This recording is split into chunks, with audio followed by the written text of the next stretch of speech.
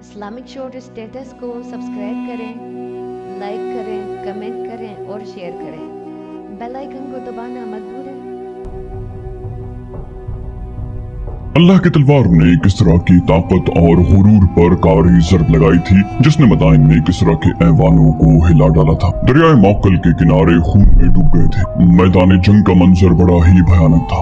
دور دور تک لاشیں اور تڑپتے زخمی بکھرے نظر آتے تھے۔ زخمی گھوڑے دوڑتے پھرتے اور زخمیوں کو رونتے پھر رہے تھے۔ مجاہدین اسلام اپنے زخمی ساتھیوں کو اور شہیدوں کی لاشوں کو اٹھا رہے تھے۔ میدان خون سے لال ہو گیا تھا۔ خالد رضی اللہ عنہ ایک بلند جگہ پر کھڑے میدان جنگ کو دیکھ رہے تھے۔ ایک طرف سے ایک گھڑ سوار گھوڑے کو سرپٹ دوڑاتا آیا۔ اس نے خالد رضی اللہ عنہ کے قریب آ کر گھوڑا روکا۔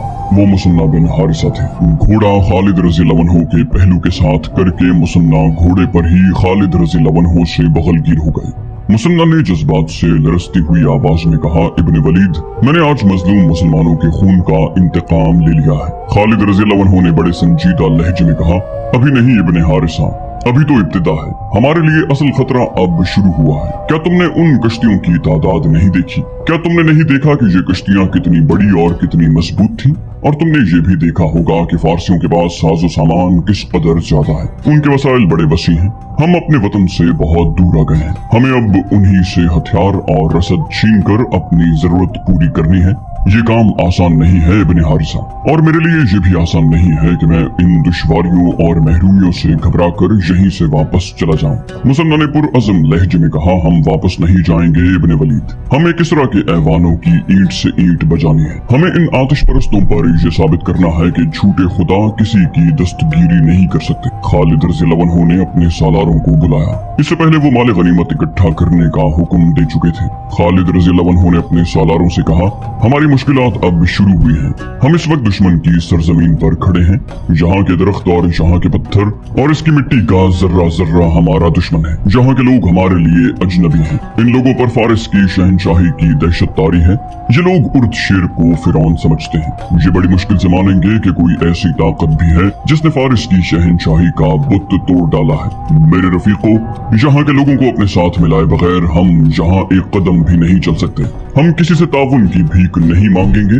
ہم محبت سے ان کے دل موہ لینے کی کوشش کریں گے، اور جس پر ہمیں ذرا سا بھی شک ہوگا کہ وہ ہمیں ظاہری طور پر یا درپردہ نقصان پہنچانے کی کوشش کر رہا ہے، ہم اسے زندہ رہنے کے حق سے محروم کر دیں گے۔ ہم ان لوگوں کو غلام بنانے نہیں آئے، ہم انہیں غلامی سے اور باطل کے عقیدوں سے نجات دلانے آئے ہیں۔ جو علاقے ہم نے لے لیے ہیں ان کے انتظامی امور کی طرف فوری توجہ دینی ہے۔ یہاں مسلمان بھی آباد ہیں، وہ یقیناً ہمارا ساتھ دیں گے، لیکن میرے دوستو، کسی پر صرف اس لیے اعتبار نہ کر لینا کہ وہ مسلمان ہے۔ غلامی اتنی بری چیز ہے کہ انسانوں کی فطرت بدل ڈالتی ہے۔ یہاں کے مسلمانوں کو اعتماد میں لے کر ان سے معلوم کرنا کہ شہنشاہ فارس کے حامی کون کون ہیں، ان کی چھان بین کر کے ان کے درجے مقرر کرنے ہیں۔ جن پر ذرا سا بھی شک ہو اسے گرفتار کر لو، اور جو غیر مسلم سچے دل سے ہمارے ساتھ تعاون کرنا چاہتا ہے اسے اسلام کی دعوت دو۔ میں مختلف شعبے قائم کر رہا ہوں۔ خالد رضی اللہ عنہ نے مفتوحہ علاقوں کے باشندوں پر سب سے زیادہ توجہ دی۔ انہوں نے اعلان کیا کہ جو غیر مسلم باشندے مسلمانوں کی اطاعت قبول کریں گے ان سے جزیہ وصول کیا جائے گا، اور مسلمان انہیں اپنی پناہ میں سمجھیں گے۔ ان کی ضروریات اور ان کی جان و مال کا تحفظ مسلمانوں کی ذمہ داری ہوگی۔ اس اعلان کے ساتھ ہی بیشتر باشندے مسلمانوں کی پناہ میں آ گئے۔ خالد رضی اللہ عنہ نے اس علاقے سے جزیہ اور محصولات وغیرہ جمع کرنے کے لیے ایک شعبہ قائم کر دیا، جس کا نگران سوید بن مقرن کو مقرر کیا گیا۔ دوسرا شعبہ جس کی سب سے زیادہ ضرورت تھی وہ جاسوسی کا شعبہ تھا۔ اب باقاعدہ اور ماہرانہ جاسوسی کی ضرورت تھی۔ خالد رضی اللہ عنہ نے اسی وقت اپنے جاسوس جو اس علاقے کے رہنے والے مسلمان تھے دریائے فرات کے پار بھیج دیے۔ جب مال غنیمت جمع ہو گیا تو دیکھا کہ یہ جنگ سلاسل کی نسبت خاصا زیادہ تھا۔ خالد رضی اللہ عنہ نے اس کے 5 حصے کیے، 4 اپنی سپاہ میں تقسیم کر کے 5واں حصہ مدینے بھیج دیا۔ مورخ لکھتے ہیں کہ اس سے پہلے خالد رضی اللہ عنہ کو اتنا سنجیدہ اور اتنا متفکر کبھی نہیں دیکھا گیا تھا جتنا وہ اب تھے۔ मई 633 ईस्वी के पहले हफ्ते जो माह सफर 12 हिजरी का तीसरा हफ्ता था, जरतुश्त के पुजारियों के लिए दरियाए फरात का सरसब्जो शादाब खित्ता जहन्नम बन गया था। किस कदर नाज था उन्हें अपनी ताकत पर, अपनी शान शौकत पर, अपने घोड़ों और हाथियों पर। वो तो फिरौनों के हम पल्ला होने का दावा करने लगे थे। दजला और फरात के संगम के वसी इलाके में खालिद रज़ियल्लाहु अन्हु ने, जिन्हें रसूल अकरम सल्लल्लाहु अलैहि वसल्लम ने अल्लाह की तलवार का खिताब दिया था, फारिस के जरतुश्तों को बहुत बुरी शिकस्तें दी थी और उनके हरमज कारिन बिन करियास, अनुशजान और क़िबास जैसे सालारों को मौत के घाट उतार दिया था। लेकिन किसरा उर्द शेर ने अभी शिकस्त तस्लीम नहीं की थी। उसके पास अभी बेपनाह फौज मौजूद थी और मदीना के मुजाहिदीन को वो अब भी बद्दू और सहराई लुटेरे कहता था। उसने शिकस्त तस्लीम तो नहीं की थी, लेकिन शिकस्त और अपने नाम पर सालारों की मुसलमानों के हाथों मौत का जो उसे सदमा हुआ था, उसे वो छुपा नहीं सका था। हरबस की मौत की इत्तला पर वो अपने दिल पर हाथ रख कर दोहरा हो गया था। उसने संभलने की बहुत कोशिश की थी, लेकिन ऐसे मरज का आगाज हो चुका था जिसने उसे बिस्तर पर गिरा दिया था। मौरिखों ने उस मरज को सदमे का असर लिखा है। उर्द शेर ने बिस्तर पर उठकर बैठते हुए गरज कर कहा, क्या मेरे लिए शिकस्त और पसपाई के सिवा अब कोई खबर नहीं रह गई?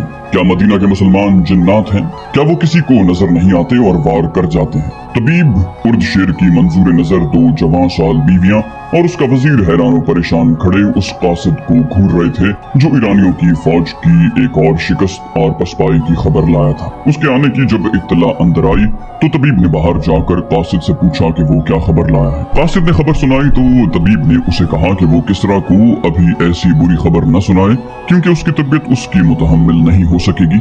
लेकिन ये कासिद कोई मामूली सिपाही नहीं था कि वो तबीब का कहा मान जाता। वो पुराना कमांडार था। उसका ओहदा सालारी से 2 ही दर्जे कम था। उसे किसी सालार ने नहीं भेजा था। उसे भेजने के लिए कोई सालार जिंदा नहीं बचा था। तबीब के रोकने से वो न रुका। उसने कहा कि उसे किसरा की सेहत का नहीं, फारिस की शहनशाही और जरतुश्त की अजमत का गम है। अगर शहनशाह उर्द शेर को उसने दजला और फरात की जंगी कैफियत की पूरी इत्तला न दी तो मुसलमान मदाइन के दरवाजे पर आ धमकेंगे। उसने तबीब की और कोई बात न सुनी, अंदर चला गया और उर्द शेर को बताया कि मुसलमानों ने फारिस की फौज को बहुत बुरी शिकस्त दी है। उर्द शेर लेटा हुआ था, उठ बैठा। गुस्से से उसके होंठ और उसके हाथ कांप रहे थे।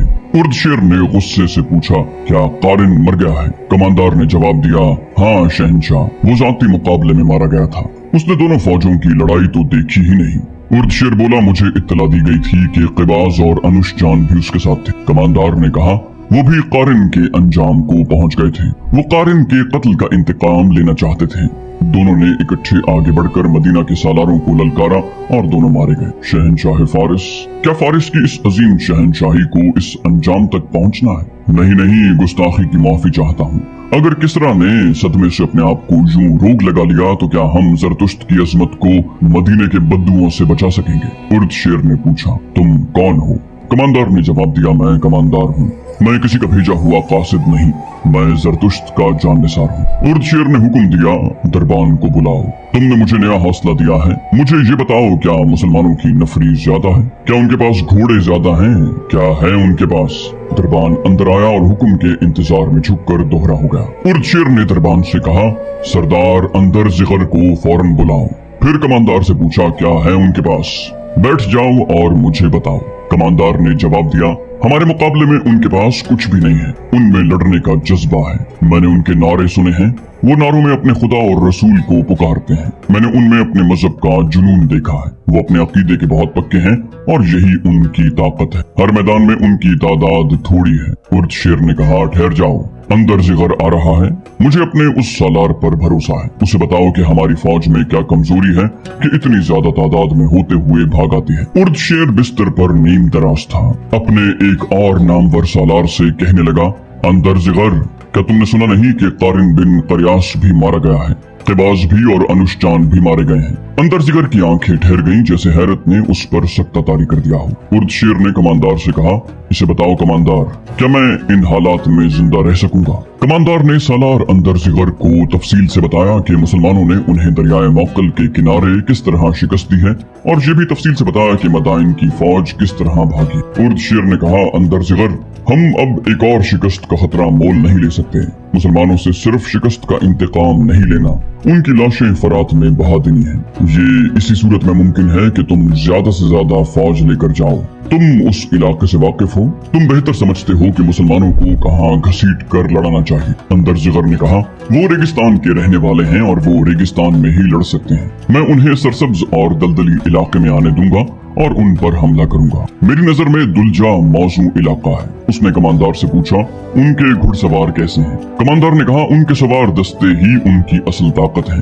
उनके सवार बहुत तेज और होशियार हैं। दौड़ते घोड़ों से उनके चलाए हुए तीर खता नहीं जाते। उनके सवारों का हमला बहुत ही तेज होता है। वो जमकर नहीं लड़ते, एक हल्ला बोलकर इधर उधर हो जाते हैं। अंदर जिगर ने अपनी रान पर हाथ मार कर कहा, यही वो राज है जो हमारे सालार नहीं समझ सकते। मुसलमान आमने सामने की जंग लड़ ही नहीं सकते। हम उनसे कई गुना ज्यादा फौज ले जाएंगे। मैं उन्हें अपनी फौज के नीम दायरे में लेकर मजबूर कर दूंगा कि वो अपनी जान बचाने के लिए आमने सामने की लड़ाई लड़ें। उर्दशेर ने कहा, अंदर जिगर, यहाँ बैठकर मंसूबा बना लेना आसान है, लेकिन दुश्मन के सामने जाकर उस मंसूबे पर उसके मुताबिक अमल करना बहुत मुश्किल होता है। इस कमांडर ने एक बात बताई है, इस पर गौर करो। ये कहता है कि मुसलमान अपने मजहब और अपने अकीदे के वफादार हैं और वो अपने खुदा और अपने रसूल के नाम लेकर लड़ते हैं। क्या हमारी फौज में अपने मजहब की वफादारी है? उतनी नहीं जितनी मुसलमानों में है। और इस पर भी गौर करो अंदर जिगर, मुसलमान अपने इलाके से बहुत दूर आ गए हैं। ये उनकी कमजोरी है। यहाँ के लोग उनके खिलाफ होंगे? कमांडर ने कहा, नहीं शहंशाह, फारिस के जिन इलाकों पर मुसलमानों ने कब्जा कर लिया है वहाँ के लोग उनके साथ होंगे। उनका सलूक ऐसा है कि लोग उन्हें पसंद करने लगते हैं। वो कत्ल सिर्फ उन्हें करते हैं जिन पर उन्हें कुछ शक होता है। अंदर जिगर ने कहा, यहाँ के वो अरबी लोग उनके साथ नहीं हो सकते जो ईसाई हैं। मेरे दिल में उन लोगों की जो मोहब्बत है उसे वो अच्छी तरह जानते हैं। मैं उन्हें अपनी फौज में शामिल करूंगा। हम यहाँ के मुसलमानों पर भरोसा नहीं कर सकते। ये हमेशा बागी रहे हैं। इन पर हमें कड़ी नजर रखनी चाहिए। इनकी वफादारियां मदीने वालों के साथ हैं। उर्दशेर ने कहा, इन मुसलमानों के साथ पहले से ज्यादा बुरा सलूक करो। इन्हें उठने के काबिल न छोड़ो। अंदर जिगर ने कहा, हमने उन्हें मवेशियों का दर्जा दे रखा है, उन्हें भूखा रखा है। उनके खेतों से हम फसल उठा कर ले आते हैं और उन्हें सिर्फ इतना देते हैं जिस पर वो सिर्फ जिंदा रह सकते हैं। लेकिन वो इस्लाम का नाम लेने से बाज नहीं आते। भूखे मर जाना पसंद करते हैं लेकिन अपना मजहब नहीं छोड़ते। कमांडर ने कहा, यही उनकी कुव्वत है, वरना एक आदमी 10 का मुकाबला नहीं कर सकता। कपड़ों में मलबूस आदमी ज़र्रापोश को कत्ल नहीं कर सकता। मुसलमानों ने ये करके दिखाया है। उर्दशेर ने बुलंद आवाज से कहा, मैं इस कुव्वत को कुचल डालूंगा। अंदर जिगर, अभी इन मुसलमानों को न छेड़ना जो हमारी रियाया है। उन्हें धोखा दो कि हम उन्हें चाहते हैं। पहले उनका सफाया करो जिन्होंने हमारी शहनशाही में कदम रखने की जरूरत की है। उसके बाद हम उनका सफाया करेंगे जो हमारे साए में सांपों की तरह पल रहे हैं। उसी रोज उर्दशेर ने अपने वजीर अंदर जिगर और उसके मातहत सालारों को बुलाया और उन्हें कहा कि होना ये चाहिए था कि हम मदीने पर हमला करते और इस्लाम का वही खात्मा कर देते, लेकिन हमला उन्होंने कर दिया है और हमारी फौज उनके आगे भागी भागी फिर रही है। उर्दशेर ने कहा, सिर्फ 2 मार्कों में हम 4 सालार मारे गए हैं। उन चारों को मैं अपनी जंगी ताकत के सुतून समझता था, लेकिन उनके मर जाने से किसरा की ताकत नहीं मर गई। सब कान खोल कर सुन लो, जो सालार या नायब सालार शिकस्त खाकर वापस आएगा उसे मैं जल्लाद के हवाले कर दूंगा। उसके लिए यही बेहतर होगा कि वो अपने आप को खुद ही खत्म कर ले या किसी और तरफ निकल जाए, फारिस की सरहद में कदम न रखे। फिर बोला अंदर जिगर, तुम मदाइन और इर्द गिर्द से जिस कदर फौज ले जाना चाहो ले जाओ। सालार बहमन को मैंने पैगाम दिया है कि वो अपनी तमाम तर फौज के साथ फरात के किनारे दुलजा के मकाम पर पहुंच जाए। तुम उससे जल्दी दुलजा पहुंच जाओ। वहाँ खैमजन होकर बहमन का इंतजार करना। जो ही वो आ जाए दोनों मिलकर मुसलमानों को घेरे में लेने की कोशिश करना। उनका कोई एक आदमी और कोई एक जानवर भी जिंदा न रहे। उनकी तादाद तुम्हारे मुकाबले में कुछ भी नहीं। मैं कोई मुसलमान कैदी नहीं देखना चाहता, मैं उनकी लाशें देखना चाहता हूँ। मैं देखने आऊंगा कि उनके घोड़ों और ऊंटों के मुर्दार उनकी लाशों के दरमियान पड़े हैं। तुम्हें जरतुश्त के नाम पर हलफ उठाना होगा कि फतह हासिल करोगे या मौत। अंदर जिगर दोनों फौजों का सिपाह सालार होगा। अंदर जिगर, तुम्हारे जहन में कोई शक या वसवसा नहीं होना चाहिए।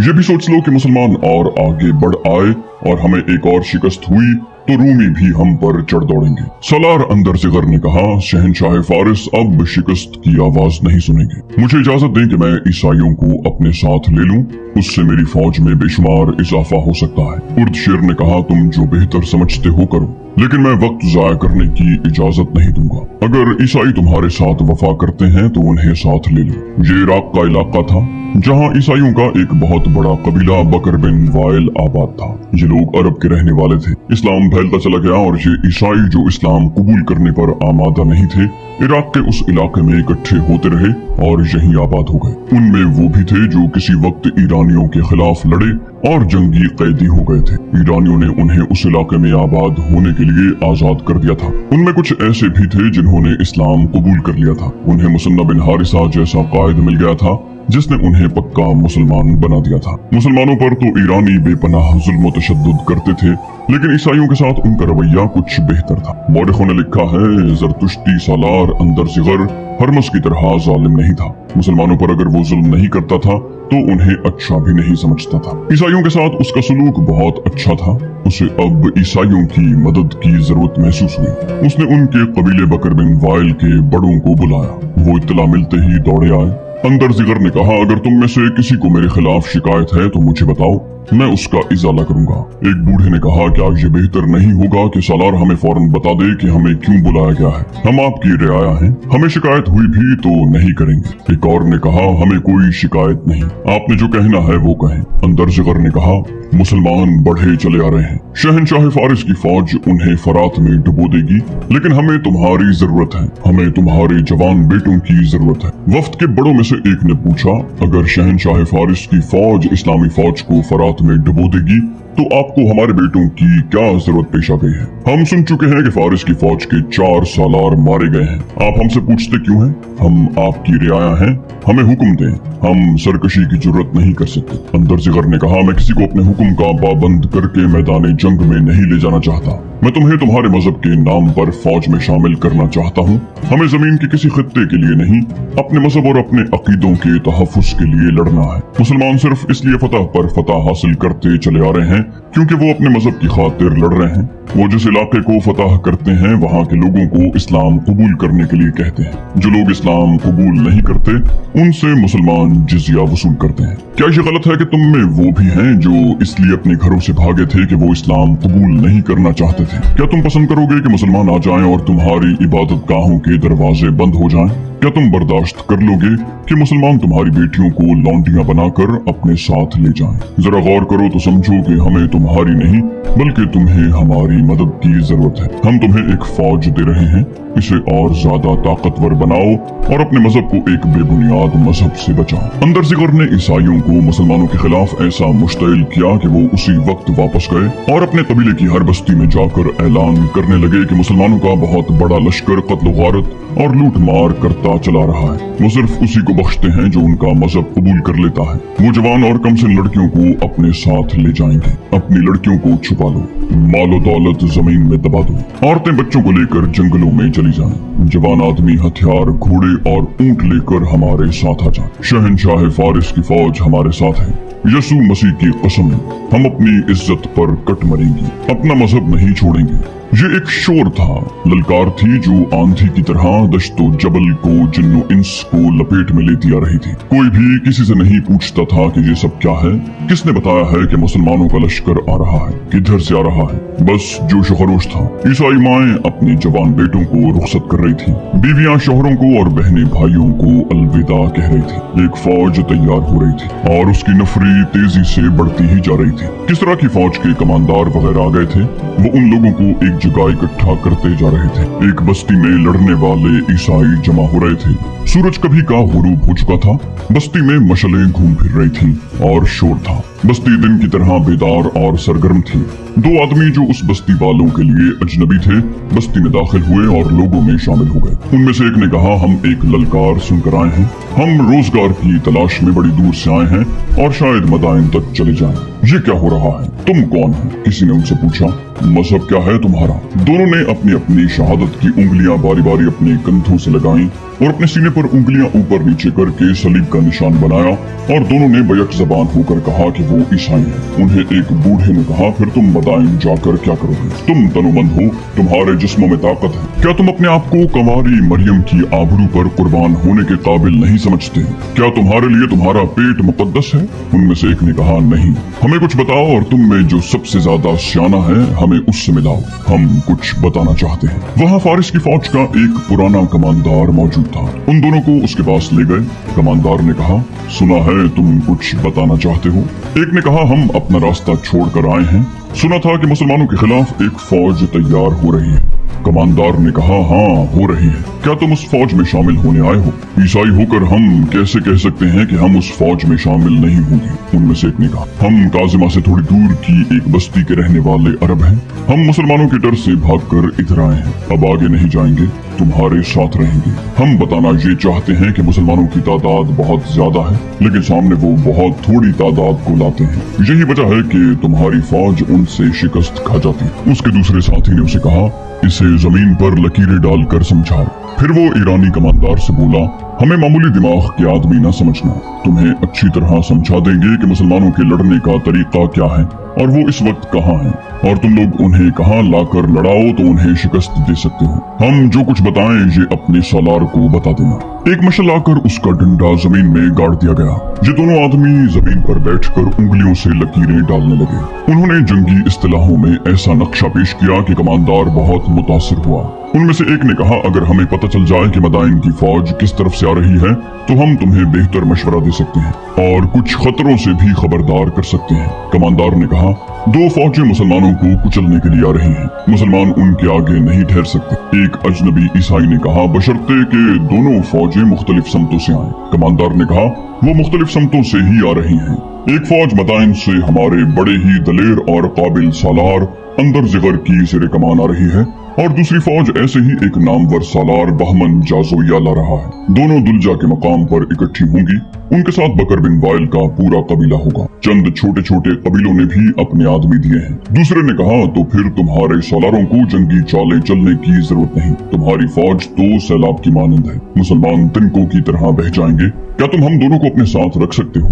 हमने तुम में खास किस्म की जहानत देखी है। तुम सालार नहीं तो नायब सालार के ओहदे के लायक जरूर हो।